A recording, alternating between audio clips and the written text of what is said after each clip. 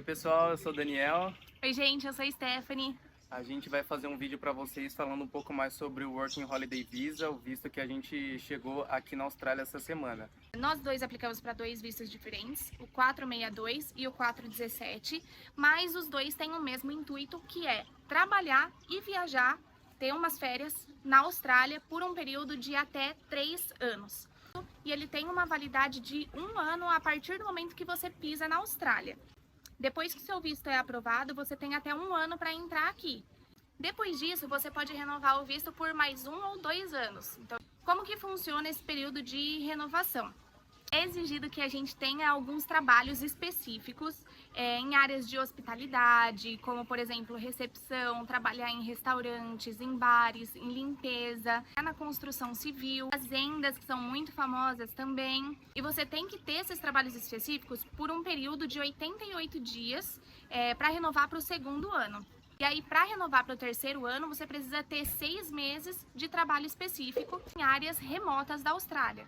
Esses empregos não vão ser em Sydney, em Brisbane, em Perth, vão ser geralmente em áreas mais deslocadas dessas capitais, ou então bem no interior da Austrália. Basicamente, a ideia da imigração australiana é levar a mão de obra para os lugares que não tem. Então a gente está aqui, por exemplo, em Darwin, é uma capital e tem cento e poucos mil habitantes, então é pequeno, tem poucas pessoas. Então eles querem trazer pessoas para cá para ter mão de obra nos lugares, né? Para fazer os trabalhos que os australianos não fazem.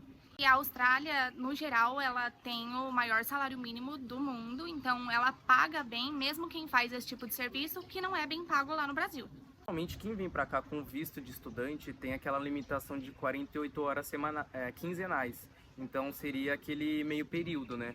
No caso do Working Holiday Visa, você pode trabalhar full time. Isso é super positivo porque aí você não fica limitado.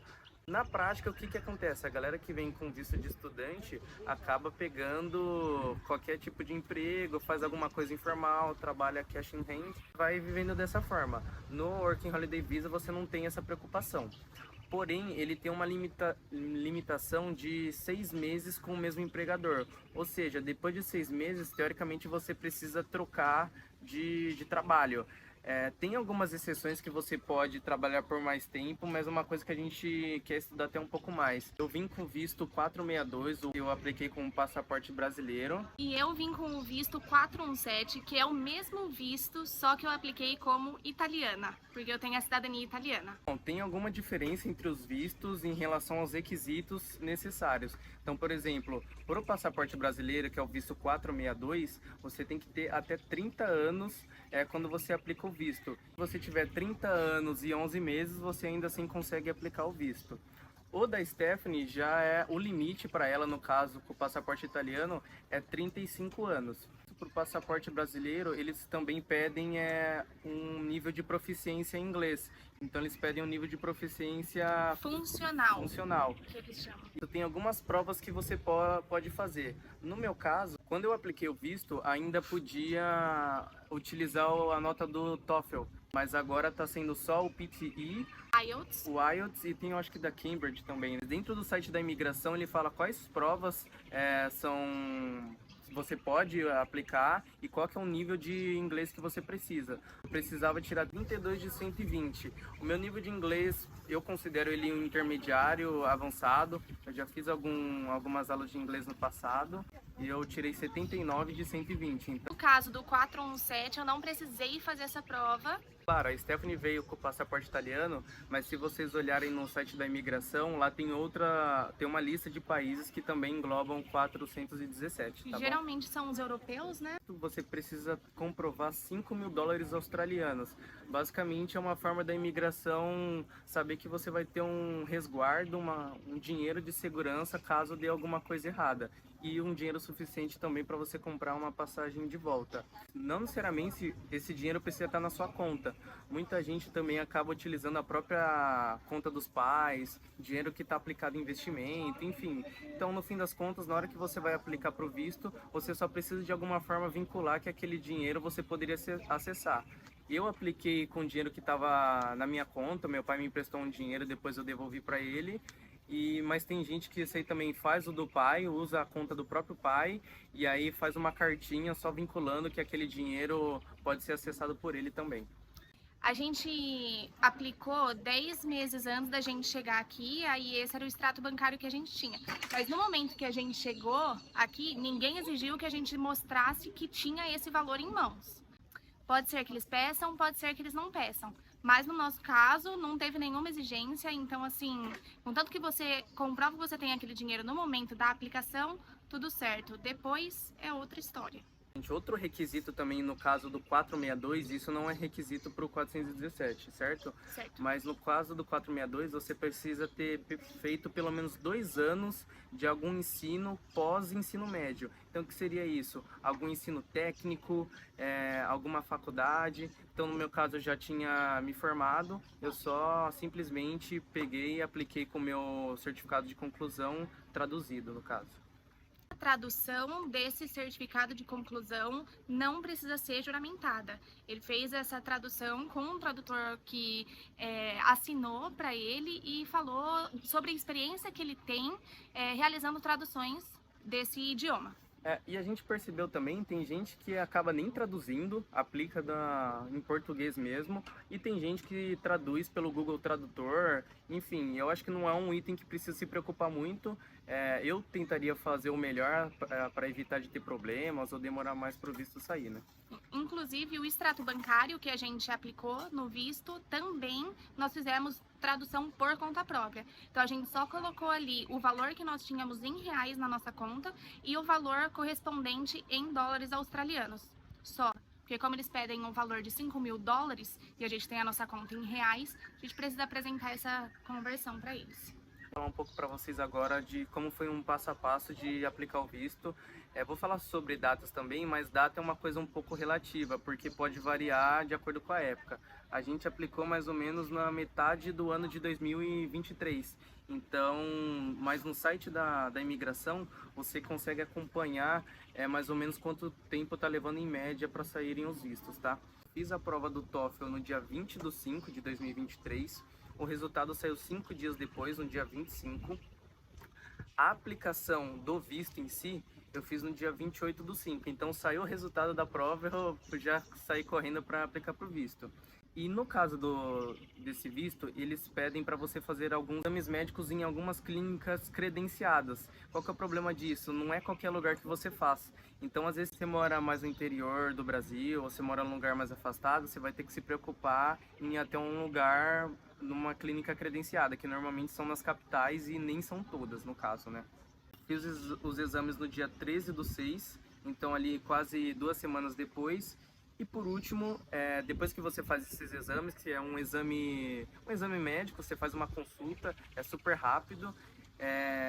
E também eu fiz um exame de raio-x do tórax, porque eu acho que é um problema muito sério aqui na Austrália, eles não querem gente com tuberculose. Eu imagino que o tratamento disso seja muito caro, então eles fazem esse exame para garantir que você não tem nenhum problema com tuberculose. Em julho de 2023, houveram algumas mudanças nos requisitos do visto. Quando eu fui, eu tive que fazer também o exame de sangue, porque eles precisam analisar a creatinina que está no seu sangue. Uma semana exata para o visto ser aprovado, então chega um e-mail para você notificando. Então, depois que chega a notificação do Granted, que é o aprovado, você tem até 1 ano para vir para a Austrália. Então, no nosso caso, foi um exemplo disso. A gente levou quase 9 meses para vir para a Austrália. Então, a gente foi se planejando, guardando dinheiro, tentando melhorar o nível de inglês. A gente percebe que tem gente que o visto é aprovado, na semana seguinte já quer vir para a Austrália. Tudo bem, é uma decisão pessoal, né? Mas eu acho que quanto mais preparado você chega, melhor é a chance de você conseguir um trabalho melhor, enfim. Daniel e eu aplicamos para o visto em épocas diferentes, por quê? O visto 462 para brasileiro, ele tem vagas limitadas, ele tinha 500 vagas para completar. O 417, ele não tem limite de vagas. Então, o que a gente quis fazer? Daniel aplica primeiro, a gente garante que o visto dele vai ser aprovado, vai estar em mãos, e depois disso eu aplico. porque se o dele não fosse aprovado, o meu fosse, corria risco de ele não ter vaga mais para entrar. Então a gente preferiu adotar essa estratégia. Então, a partir do momento que eu soube que eu estava aprovado, a Stephanie já aplicou para o visto dela e a gente percebeu que o 417 já é mais rápido do que o 462. Se vocês olharem a lista, vocês vão perceber que o 462 é uma lista de países mais emergentes, enfim. E normalmente do 417 são países da Europa, então eles têm menos restrições. Sobre a minha aplicação, ela levou o mesmo tempo do Daniel. Eu apliquei para o visto quando o do Daniel foi aprovado. Levou uma semana a menos para ser aprovado de fato. E é legal vocês entrarem no site da migração, porque é lá que vai estar a informação oficial sobre o visto. Você vê muita gente fazendo algumas perguntas em grupo de Facebook, do WhatsApp, mas, a fonte tá ali no site. Ali é tudo que tá oficial. Então, assim, você não tá com inglês afiado, tá com uma dificuldade, põe no Google Tradutor, mas pelo menos veja de lá, porque aí você vai saber exatamente com qual informação você deve lidar, né? Pessoal, vou falar agora um pouco para vocês sobre os valores. Quanto que a gente gastou para vir para a Austrália? Eu vou falar primeiro os meus valores, da Stephanie são bem parecidos, tá? No meu caso, eu não tinha passaporte, então eu gastei R$257 com o passaporte. O exame de proficiência em inglês, o TOEFL, que já não é mais aceito, mas os outros exames têm valores parecidos, tá? Normalmente o valor é em dólar, e aí convertendo já em real ficou R$1.250. Eu fiz uma procuração também, eu deixei uma procuração no Brasil em nome do meu pai, então se tiver qualquer problema que ele precisar resolver no banco ou qualquer coisa relacionada, ele pode resolver. Eu gastei R$303,59. A tradução que a gente fez em relação ao certificado, eu gastei R$18, foi super barato. O visto em si, a gente pagou $510, então deu R$1.871. Só que o visto aumentou, ele aumentou para $635. Então, se você viesse hoje, o valor já seria um pouquinho maior. Os exames médicos eu gastei R$920. Foi 700 da consulta, mais 220 do raio-x do tórax. A gente achou bem cara a consulta, porque assim... É muito rápida, ela é muito rápida, ela pede o quê? A sua altura, o seu peso, faz um simples exame de vista com aquela tabela que você tem que enxergar de longe o que tem ali. Isso, mede pressão. E só, foi super rápida a consulta médica. O meu não ficou 920, o meu ficou 990, porque eu paguei mais R$70 do exame de sangue. A gente fez um seguro viagem para 2 semanas, em caso de extraviar a mala ou algum problema de saúde nesse período. A gente pagou um valor bem barato, porque a gente tem uma parceria. Eles também oferecem seguro viagem. Então, assim, a gente gastou R$168, mas se vocês fossem hoje em algum lugar para contratar esse seguro, seria um pouco mais caro, tá bom? Por último, que é o mais pesado, é a passagem aérea. A gente pagou R$6.385 cada um. A gente percebeu que tem algumas passagens mais baratas, mas normalmente são por lugares que vão levar muito mais tempo. Então tem bastante rota saindo dos Estados Unidos. Mas caso você compre uma passagem por lá, você vai precisar de um visto de trânsito ou de turismo. Então a gente gastaria, no meu caso, se fosse de trânsito, mais R$1.000. Então, não compensaria. Na época, pra gente não compensava. A gente vê que hoje talvez compense, mas assim, é questão de se planejar, porque o visto de trânsito dos Estados Unidos também pode levar um tempinho aí para você conseguir agendar. Então, se você fizer com antecedência, possa ser que vale a pena sim, tá? E essa passagem a gente pagou 6.000 e quase 400, mas vocês conseguem talvez achar a passagem mais barata se vocês forem para destinos mais populares como Sydney ou outros lugares. Eu não pesquisei outras rotas, mas para Sydney geralmente ele estava por volta dos 5, né? Isso. Chegando ali os 5. Porque a gente chegou na Austrália, a gente veio para Brisbane, mas depois a gente teve mais um voo para Darwin, que é onde a gente está agora. Então, no total, eu gastei R$11.174. No meu caso, deu um pouco menos de R$10.000, porque eu não tive que fazer o exame de proficiência, eu não tive que fazer o passaporte, porque eu já tinha, e a tradução do certificado de conclusão, porque eu não precisei apresentar. Vocês devem estar se perguntando por que vocês escolheram Darwin, que é uma cidade que não tem muito o que fazer, não tem tanta gente e é tão quente e afastada. E também é a região que tem mais animais, assim, diferentes, né, daqui do país. Principalmente os crocodiles. A gente escolheu Darwin porque ela está na região, chama Território do Norte, aqui na Austrália. E essa região a gente pode trabalhar com hospitalidade em qualquer cidade. Então, o que a gente pensou? Se a gente for para Darwin, a gente vai estar numa cidade grande. Os requisitos do meu visto e do dele, em termos de emprego, batem. Então, a gente falou, poxa, deve ser uma boa oportunidade para a gente tentar. Por quê? Por exemplo, na região de Sydney, Brisbane, Melbourne, você pode fazer alguns trabalhos próximos a essas cidades, que são um pouco mais isolados, mas normalmente são trabalhos relacionados à fazenda. Os vistos não têm esse critério de hospitalities que eles falam, né? Que seriam esses trabalhos em restaurantes, hotéis. Então a gente falou, não queremos um trabalho braçal. A gente acredita que tem potencial para trabalhar num restaurante ou no hotel, então onde isso é permitido.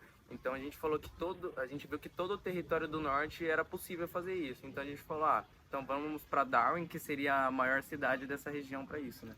E também tem um custo de vida um pouco menor quando comparado a essas cidades que são mais conhecidas. Então é isso, a gente queria expor para vocês algumas respostas para as dúvidas que nós tivemos durante todo o nosso processo de aplicação e a gente espera que isso tenha ajudado bastante vocês também. Qualquer dúvida, estamos aqui. Valeu, gente! Nos desejamos boa sorte e boa sorte para você que está aplicando também. Fui!